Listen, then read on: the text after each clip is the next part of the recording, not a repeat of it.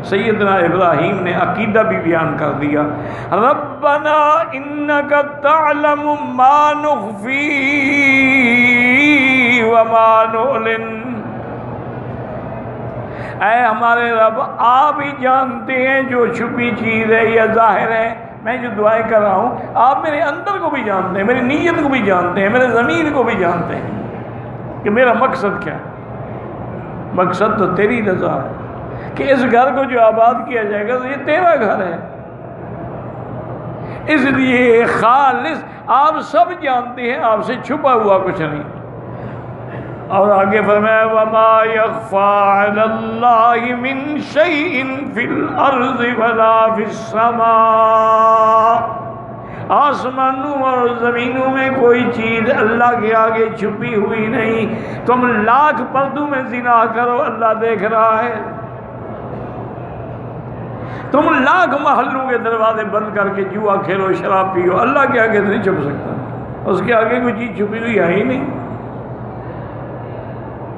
اسی لیے سیدنا لقمان نے اپنے بیٹے کو فرمایا تھا وصیت میں کہ یا بنی انہا ان تک مثقال حبۃ من خردل فتکن فی صخرۃ او فی السماوات والارض یأت بها اللہ ان اللہ لطیف خبیر۔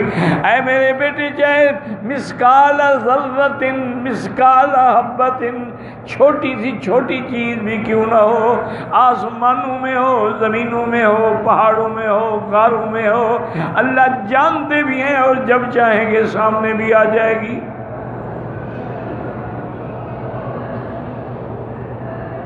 اور پتہ کیا وصیت کی تھی؟ یا بنی اقم الصلاۃ، سب سے بڑی چیز نماز ہے۔ اپنے گھر والوں کو نمازی بنا دو نا تو ساری مشکلیں حل ہو جائیں۔ کوئی زور نہ لگاؤ، صرف ایک زور لگاؤ کہ بیوی نمازی بن جائے، بچے نمازی بن جائیں۔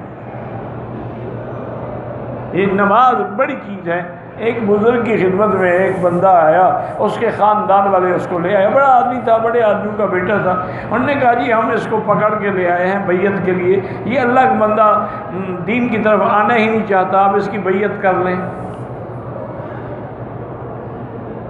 تو بزرگوں نے فرمایا کہ بیٹا تم بیعت چاہتے ہو؟ حضرت میں تو نہیں چاہتا تھا، میں تو پکڑ کے لے آئے ہیں۔ اگر مجھے لائے ہیں تو اب میں اپنے بزرگوں کی توہین تو نہیں کر سکتا، میں بیعت کرنے کے لیے تیار ہوں، لیکن میری ایک شرط ہے۔ انہوں نے کہا بھی اچھے مرید ہو، شرط تو پیر کرتا ہے تو مرید شرطیں کر رہے ہو۔ انہوں نے کہا جی نہ کریں بیعت،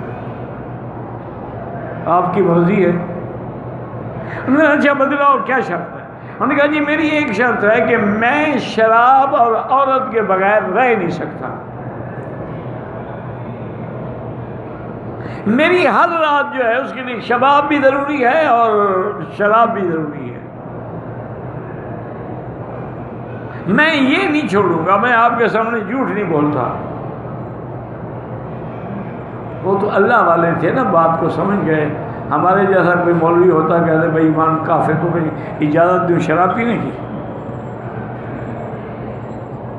ہمارے مولوی تو فوراً فتویٰ لگا دیتے ہیں کہ دیکھو کمال ہے، میں تمہیں شراب پینے کی اجازت دوں، زنا کرنے کی اجازت دوں، بڑے آئے ہو شرطیں کرنے والے، دفع ہو جاؤ۔ لیکن وہ اللہ والے تھے، وہ جانتے تھے کہ ہمارا کام ہی یہی ہے کہ بگڑے کو راستے پہ لانا۔ اگر ہم گناہ گار سے نفرت کریں گے تو پھر گناہ گار کی اصلاح کون کرے گا؟ گناہ سے نفرت کرو، گناہ گار سے تو نفرت نہ کرو۔ ہر آدمی گناہ گار ہے، حضور نے فرمایا کلنا خطاؤن، ہم سب گناہ گار، خیر الخطائین التوابون، لیکن اچھے گناہ گار وہ ہیں گناہ ہو جاتا ہے تو پھر رب کے دروازے پہ گر جاتے ہیں، توبہ کرتے ہیں۔ کون گناہ نہیں کرتا ہے؟ کوئی جھوٹ بولتا ہے، کوئی چوری کرتا ہے، کوئی سود کھاتا ہے، کسی نے عزیزوں کا مال کھایا ہوا ہے، کسی نے یتیموں کا مال کھایا ہوا ہے، کسی نے بیٹیوں کا حصہ کھایا ہوا ہے۔ کون ہے جو الا قلیل لوگ ہیں جو گناہوں سے بچے ہوئے ہیں؟ انہوں نے کہا اچھا بیٹا ٹھیک ہے بھائی، ہم نے تمہاری شرط مان لی، ایک شرط تم بھی تمہاری مانو گے نا؟ انہوں نے کہا جی ہاں۔ یہ اگر نہ چھڑوائے نا مجھ سے شراب اور عورت، جو کہے مانو۔ انہوں نے کہا بس نماز پڑھا کر۔ ہماری صرف ایک شرط ہے کہ نماز پڑھنی ہے اور پڑھنی مسجد میں ہے۔ انہوں نے کہا جی میرا یہ وعدہ ہے، آپ نے میری شرط مان لی ہے نا تو میں آپ کی شرط پہ بھی قائم رہوں گا۔ وہ جب آیا تو شام کو وہ نوکر وغیرہ سارے آ گئے، عصر کے بعد ان کی مجلس بننا شروع ہو جاتی تھی نا جی، تو پھر رات کو اپنے جو بنتے جاتی تھی۔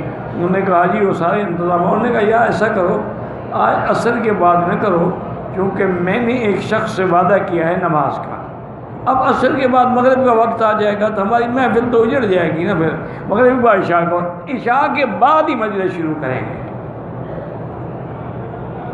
صبح تک پھر کافی ٹائم ہوتا ہے۔ انہوں نے کہا جی آپ کی مرضی، اور ہم تو غلام ہیں، نوکر ہیں۔ اس نے عصر پڑھی، مغرب پڑھی، عشاء پڑھی، بجائے ڈیرے پہ آنے کے گھر چلا گیا۔ وہ اس کے دوست جو ہیں وہ بوتلیں لے کے بیٹھے ہیں انتظار میں۔ انہوں نے پتہ کرا کہ یار طبیعت ٹھیک نہیں ہے، آج میں سو رہا ہوں گھر، اور میں ڈیرے پہ بھی نہیں سوتا کہ وہاں سو نہیں سکوں گا، ساتھی آ جائیں گے، لہٰذا میں گھر جا رہا ہوں، کل زندگی تو ملاقات ہوں۔ فجر کی نماز پڑھی، پھر مجلس تو ان کی عصر کے بعد ہوتی تھی نا، پھر ظہر کی نماز پڑھی۔ جب عصر کا وقت آیا تو اس نے سب دوستوں کو بلایا، انہوں نے کہا بوتلیں بھی توڑ دو اور ان عورتوں کو بھی نکال دو، اب میں نے توبہ کر۔ بس یہ کیا تماشا ہے کہ ادھر خدا کو سجدے کروں، ادھر عورت کو سجدے کروں، ادھر خدا کے آگے جھکوں، ادھر عورتوں کے آگے جھکوں۔ یہ مجھے اللہ کے قرآن اور توحید اور نماز کا نشہ ہو، ادھر شراب پیوں، یہ مجھ سے نہیں ہو سکتا۔ وہ جناب کچھ عرصے کے بعد کیا، داڑھی رکھی ہوئی ماشاءاللہ، اللہ کے بندے یہ میری بزرگی نہیں ہے، قرآن میں ہے کہ ان الصلاۃ تنہی عن الفحشاء والمنکر، نماز جو ہے یہ زنا سے بھی اور منکر سے بھی روک دیتی ہے۔ تو ہم نے آپ کو نماز میں لگا دیا، نماز نے آپ کو روک دیا۔ ہماری نمازیں ہمیں کیوں نہیں روک رہی کہ ہماری نماز نماز ہی نہیں ہے، رسم ہے۔ نماز ہو تو گناہ ہو ہی نہیں سکتا، سوال ہی پیدا نہیں ہوتا۔ یہ تو رسم ہے، اللہ اکبر، اللہ، السلام علیکم، السلام علیکم جی، ماشاء اللہ جی ہم نے عمرہ کیا ہے، 10 دن مکے میں رہے ہیں، 10 دن مدینہ شریف میں رہے ہیں ماشاء اللہ، اور جناب حرم میں نمازیں پڑھی ہیں، لیکن جیسے گئے تھے ویسے آئے ہیں، شیو اسی طرح کرا رہے ہیں، جھوٹ بھی اسی طرح بول رہے ہیں، انگریزی لباس بھی اسی طرح پہن رہے ہیں۔ اس کا کوئی فائدہ، اسے بہتر نہ ہو۔ ایک گناہ اپنے ملک میں کرتے ہو، ایک کعبے میں آ کے گناہ کرو، کوئی غور تو کرو نا۔ اس سے بہتر تو ہے کہ اسی لیے ایک بزرگ آئے نا، انہوں نے کہا میں نے جب سجدہ کیا نا تو آواز آئی کہ بیرون درچ کر دی کہ درون خانہ آئی، اے ظالم میرے گھر کے باہر تم کیا کرتے رہے ہو کہ اب گھر کے اندر بھی آ گئے ہو؟ کیوں زمین پہ سجدہ کردم، جب میں نے زمین پہ سجدہ کیا تو زمین سے آواز آئی مرا خراب کر دی بسجدہ ریائی، ریا کے سجدے کر کر کے مجھے خراب کرنا چاہتے ہو، نکل جاؤ میرے گھر سے۔ اس لیے اگر آئے ہو تو توبہ کرو، توبہ کا دروازہ کھلا ہوا ہے، رحمت کا دریا بہ رہا ہے، جہاں ایک کا بھی لاکھ ملتا ہو پھر بھی تمہیں گھاٹا پڑے تو پھر تمہاری بدقسمتی ہے۔ اس لیے ہمیشہ یاد رکھیں کہ جب نماز میں کھڑے ہو دعا میں کہتے ربنا انک تعلم ما نخفی وما نعلن، اور یہی حضرت لقمان نے فرمایا یا بنی اقم الصلاۃ وامر بالمعروف وانہی عن المنکر، میرے بیٹے نماز قائم کرو، بھلائی کی باتیں کیا کرو، برائی سے روکا کرو۔ اور پھر اور کیا نصیحت، وَلَا تُصَعِّرْ خَدَّكَ لِلنَّاسِ وَلَا تَمْشِ فِي الْأَرْضِ مَرَحًا، یہ منہ پہ تیوریاں چڑھا کے غریبوں سے بات نہ کیا کرو، اور زمین پہ اکڑ کے نہ چلا کرو، تم پہاڑوں کو توڑ ڈالو گے، ایسا نہ ہو کہ زمین تمہیں دھنسا دے اور غرق کر دے۔ اس لیے یہاں ابراہیم علیہ السلام کی دعا دیکھیں، پیغمبر کی دعا ہے کہ ربنا انک تعلم ما نخفی وما نعلن وما يخفى على الله من شيء في الأرض ولا في السماء الحمد لله الذي وهب لي على الكبر إسماعيل وإسحاق۔ اللہ تیرا شکر ہے کہ تو نے مجھے بڑھاپے میں بیٹے دیے، اسماعیل بھی دیا اور اسحاق بھی دیا، حالانکہ اور اولاد بھی ہے، لیکن چونکہ یہ نبی بنے ہیں ان کا تو مقام تھا، اور ساتھ یہ عقیدہ بھی سمجھا دیا کہ اولاد دینے والا کون ہے؟ ہاں جی، نہیں بات سچی کرو، حرم کے باہر جا کے انکار کر دینا، لیکن ہم یہاں تو سچی بات کرو، کون اولاد دیتا ہے؟ شہباز قلندر؟ شہباز قلندر نہیں دیتا، چلو داتا صاحب دیتے ہوں گے، یا کام تقسیم کیا ہوا ہوگا نا، پنجاب ادھر ہے اور سندھ ادھر ہے، کچھ ان نگری ان داتا کی ہے، کچھ نگری ان کی ہے۔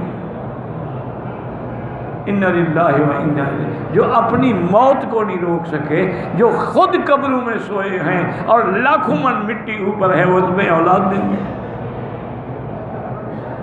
کوئی عقل بگڑ گئی ہے یا اللہ ناراض ہو گیا؟ اس لیے پیغمبر کہتے ہیں کس نے مجھے اولاد دی ہے؟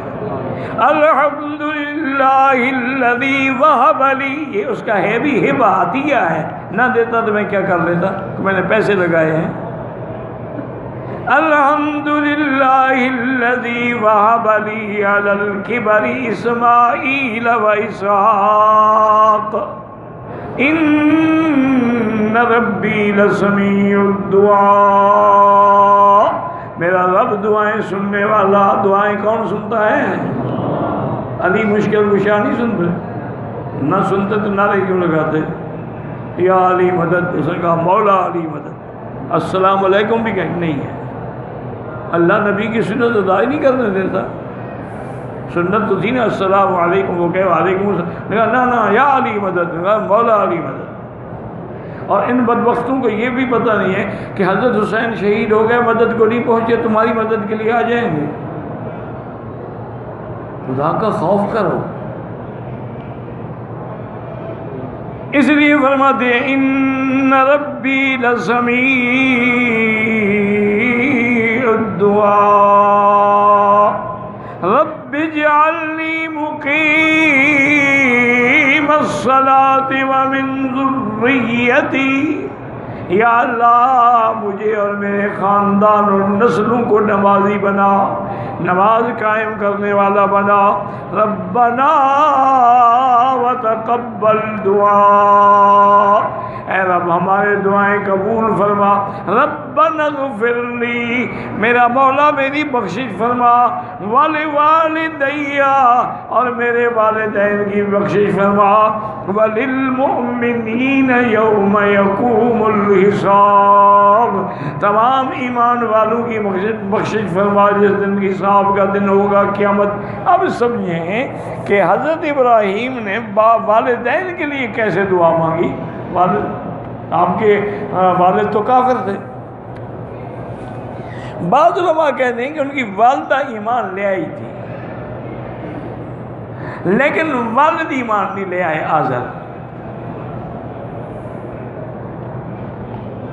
تو انہوں نے کہا یہ تغلیباً نے کہہ دیا والدیہ مراد والدہ ہے، کیونکہ اصل حکم تو والدہ کا ہے نا، مقام تو ماں کا ہے نا، باپ کا تو چوتھے نمبر پہ مقام ہے۔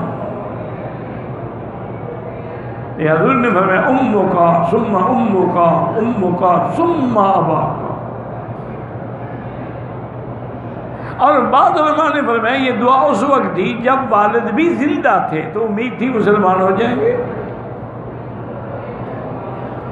منع تو تب ہوئے جب ان کی کفر پہ موت آ گئی۔